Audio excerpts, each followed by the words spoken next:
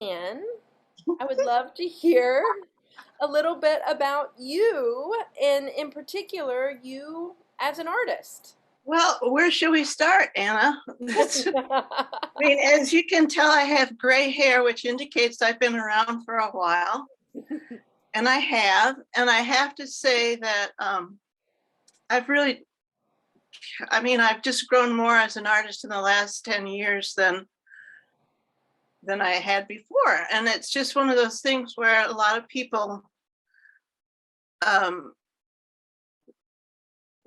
blossom earlier in their career, but not me. And so one of the important things that I've had to learn through my development is that I'm doing what I'm doing, and everything else contributes to it. And so a little bit about my background: I was a curator and arts administrator, and most recently taught at Meredith College, where I had the pleasure of having you in my class. And and it's through the teaching that color theory class that I really think I've started focusing my interest, and it was great. So when I retired in 2014, I really started working full time as an artist, and and then about 4 years ago, I had been weaving forever, one way or another. And about 4 years ago, I just felt the loom was too limiting, and I was tired of straight angles and straight lines, and turned my back on it and started doing curves and goofy things, and I've had a lot of fun ever since then. So that's briefly. Well, it's interesting to me because you come from both an arts administrative background and an academic background, and it sounds like it was sort of after you removed yourself from those spheres to some degree that you started blossoming. Can you elaborate a little bit on that about what do you think it was that allowed you to sort of embrace that freedom and open up your practice in the ways that have been so meaningful lately? Well, that's an interesting question, and I hadn't really thought about it. I think about, I mean, I don't know if there was any one particular thing. I think some of it is, I remember when I turned 60, I thought, this is great. 60 means I don't have to, I can let things go. And so I think some of it is actually age and an accumulation of experience, and just getting enough under my belt so that I feel like I don't think I consciously thought about it, but I think I've developed enough, I've done enough over the years to make me more confident. And I would have to say that confidence in my work has been a issue forever. Um, then the other thing is, of course, I've had Parkinson's since 2004. Ugh.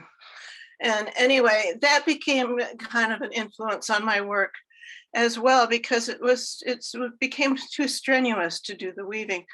But I also really feel that the developmental thing was going on as well as the physical thing. So it's, everything contributes to what you're doing. And I think I had just done enough weaving at that point that I just was ready to do something completely different. And by that time, I had enough confidence in what I'm doing, which is what was really interesting about the art space residency, because in a month, what I realized what we had done in a month is amazing.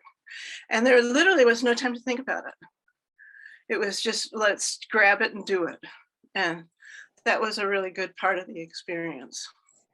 Well, while we're on that subject, why don't I'd love to hear more about the residency, and in particular, something that I think is really interesting is that you applied for the residency way back when, before we were facing a pandemic, and it didn't come to fruition until this year, a full 2 years after that initial um, interest that you had shown.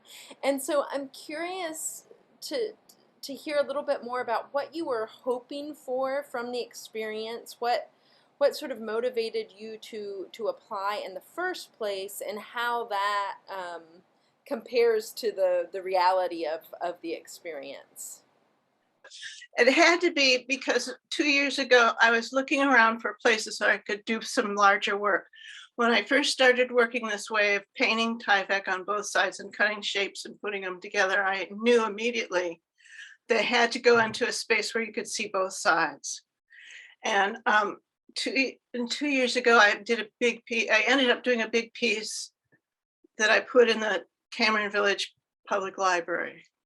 And that went in right in the middle of the pandemic, and it was not seen by many more people than the employees of the library, but it was still good. And so I'm sure I must have applied to art space thinking, look at this space, let's do it. And then the pandemic came, and it was like, and this and that.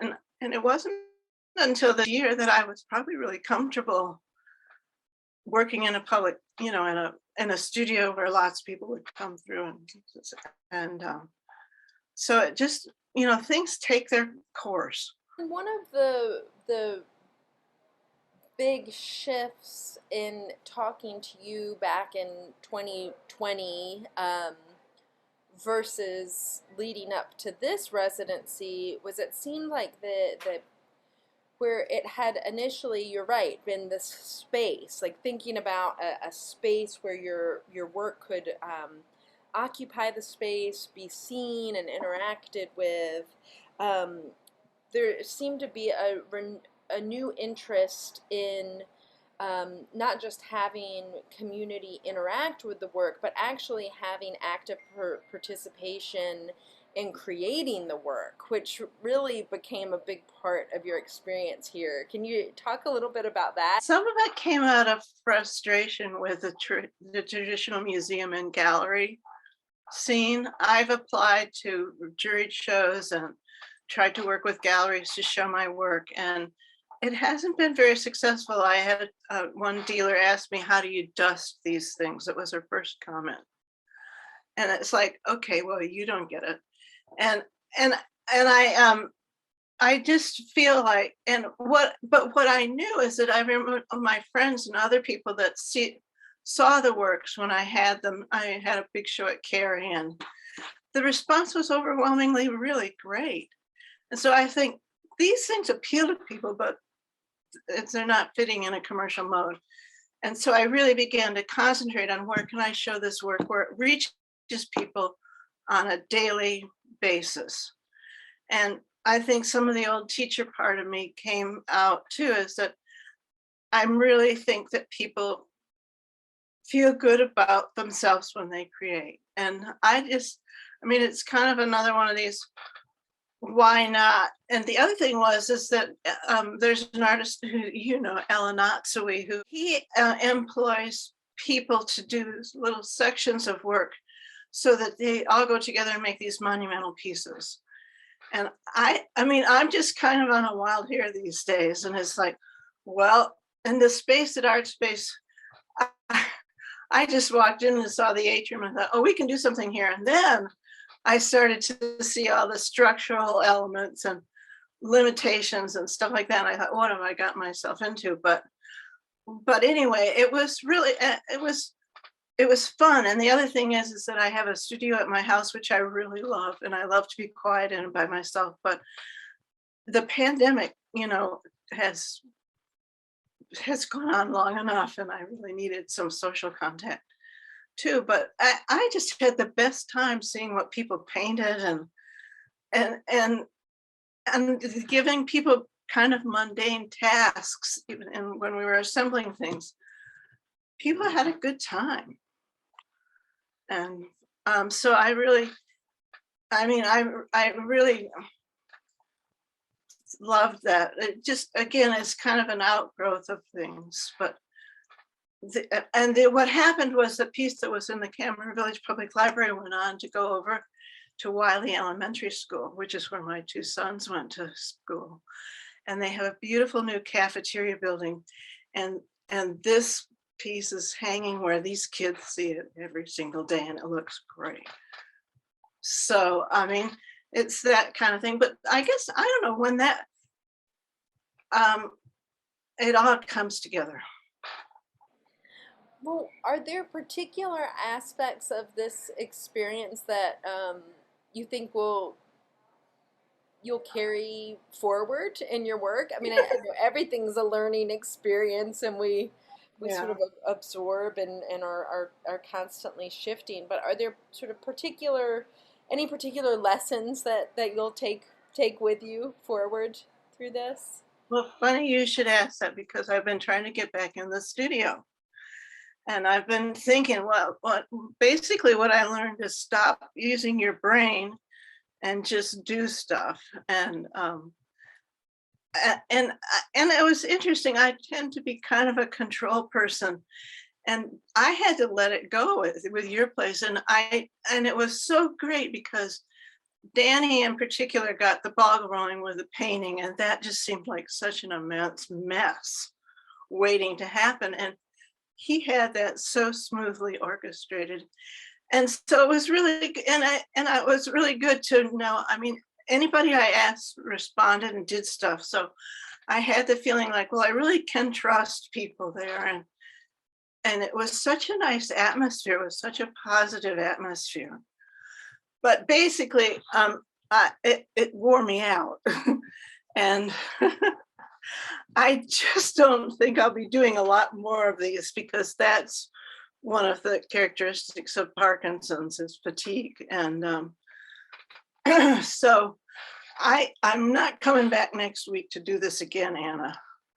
But but I but it's funny, we were on vacation, which got truncated by COVID, but one of my sister-in-laws works for a library in a little town in New York State, and she's got a big room that needs something. And so I thought, Laura, I'm not talking to you about this. And then I came right home and I made a model and everything. So I do like working on this scale, and I'm forcing myself to do some small things right now because again, this whole thing of where do you put this stuff? You make it and where does it go? And when you want to work large, it's kind of like, I don't have the energy, but um, but it's I think I learned to make decisions and stop hassling myself. I'm really good at hassling myself. I love seeing the kids. I love being present and seeing all of the stuff that goes on in your building. I mean, the art camps, and when you look at the art camp stuff on Instagram, they are making wild stuff. I mean, I can't believe how. I mean, I just was so impressed with how well I'm sure they're not. I'm sure there are days when things are not coming together the way you want, but I just felt like everybody there was committed to the cause, and it was and Carly, and you guys are doing really good work.